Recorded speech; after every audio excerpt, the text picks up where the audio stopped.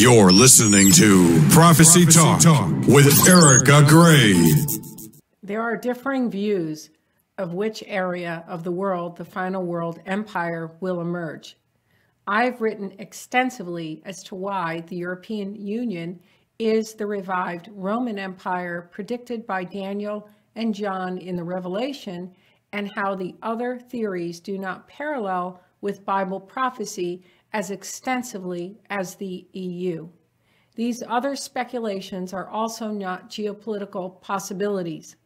Prophetic analysis has to fit both biblically and geopolitically. Some have criticized the EU or discounted it. The EU, despite its critics and its difficult times, continues to evolve and grow more unified and stronger. I have listed 40 reasons why the EU is the final world empire, and they are as follows. 1. On the Bible prophecy timeline, the EU, European Steel and Coal Community, formed the same time as the nation of Israel, only 3 years later. 2. Fits Daniel's prophecy of the prince that shall come are the same people who will destruct the second temple. These were the Romans under the Roman Empire. 3. Land area corresponds with the fourth horn of Daniel of the four notable horns from which the little horn arises and represents Macedonia, which went into Western Europe. 4.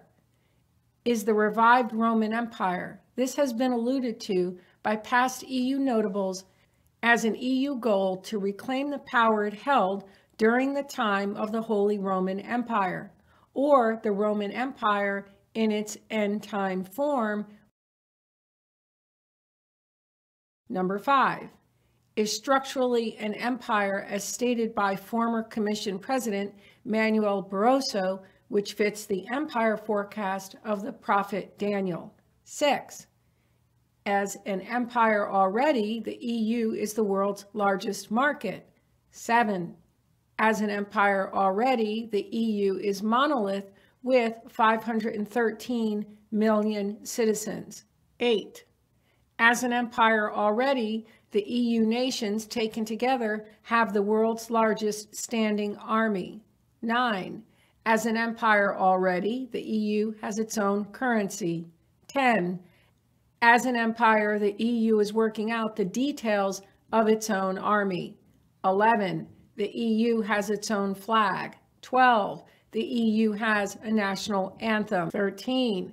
The EU has a common foreign and security policy and is working at achieving greater political unity in this area. 14. The EU has its own central bank, the ECB, which is an EU institution under the Lisbon Treaty.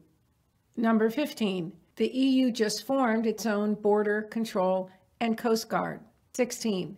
The EU has the beginnings of its own spy agency, the EU Intelligence and Situation Center, EU INTCEN, INTCEN.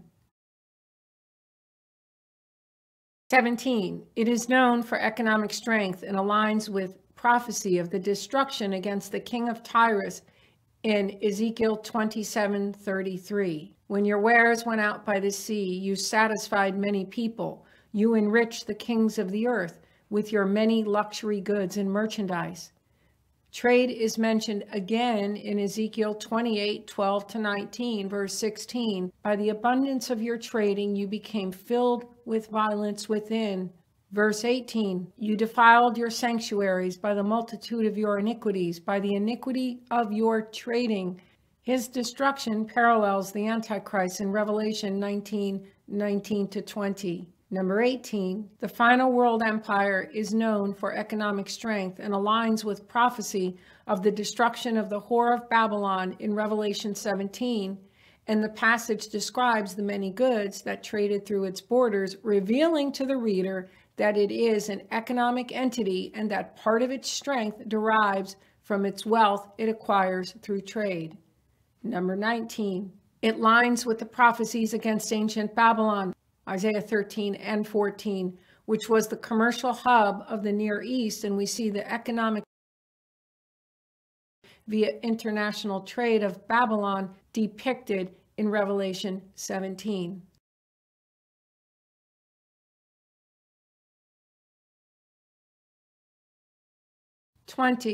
Its ideology finds its basis in Catholic thought, represented in the whore sitting on top of the beast. 21. The principle of subsidiarity enshrined in EU law derives from Catholic teachings. 22. The papacy has its say within EU institutions via Comece, C-O-M-E-C-E, which is made up of bishops delegated by the 26 Catholic bishops' conferences of the European Union and has a permanent secretariat in Brussels. Number 23. Several of the EU's founding fathers were leading Catholics. The Catholic Church wanted to make one of them, Robert Schuman, a saint. Number 24. It is a modern Tower of Babel, which is the architectural structure of its buildings because it unites many people and nations and tongues with its empire, and by doing so will obtain world rule. Its federalist ideology provides the wine in the cup of the whore that will deceive the nations that if they unite, they can eliminate war and bring peace to the world. Number 26.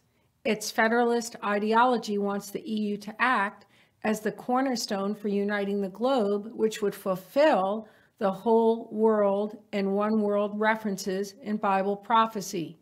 27. The EU acting as the cornerstone for uniting the world contrasts Jesus Christ, who is the chief cornerstone of the church. 28. Federalism originated from Catholic thought that through unity man can eliminate war and putting faith in man. 29.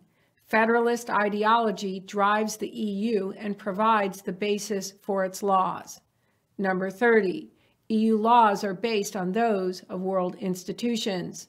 31. Federalist ideology teaches the nation state as traditional and outmoded form of government to be replaced by an eventual world government. Number 32. In Daniel chapter 2, Daniel interpreted Nebuchadnezzar's dream image, and in Daniel 2:43 he stated, "And you saw iron mixed with ceramic clay. They will mingle with the seed of men, but they will not adhere one to another, just as iron does not mix with clay." The iron and clay represent the strength amidst its weakness, and the weakness, according to the Bible, is the seed of men, which in the Bible denotes a family, people, or race, and more remotely, a country made up of the particular seed, which is exactly what is causing the EU its current problems. The varying countries that make it up and their inherent nationalism take issue with certain EU laws, and it creates a good deal of conflict.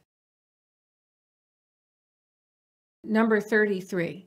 The EU is going to go forward with an intergroup, and this will be the 10-nation federation that is forecast in Bible prophecy of the European Union at the height of its power.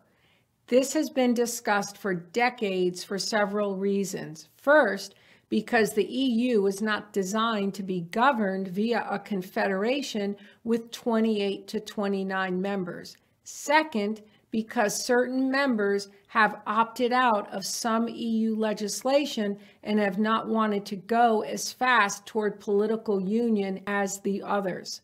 The idea is that if the EU goes forward with an inner core of members, this will help move it into full-fledged political and federal union. Number 34. The EU has been on a quest for greater relations with Israel for the last couple of decades and has gained ground. They feel they are in a better position than the U.S. to broker the peace, and they also feel they have an advantage due to their geographic proximity. In the early 1990s, an EU think tank drafted a comprehensive peace proposal for Israel that would guarantee Israel's peace. Number 35, the EU's institutional structure is undemocratic, and there is too much power in the center, which can give way to the dictatorship alluded to in Bible prophecy. It is common knowledge in EU circles that the EU has what is called a democratic deficit. 36. Some Eastern Bloc countries that are members of the EU have compared the workings of the EU to the former Soviet Union, in part due to the secretive nature of some meetings. Number 37, the EU funds science and technological projects. 38, the EU is on a quest for the development of new technologies for the economic growth it would bring their economy. Number 39, several EU countries lead the world in cashless payment systems. And finally, number 40, the European Union fits and parallels many other predictions in Bible prophecy and is now lining up as part of the age of empires in a multipolar world, with the EU being one of the poles, or empires, that will one day evolve into the leading, most powerful world empire and will be headed by the Antichrist.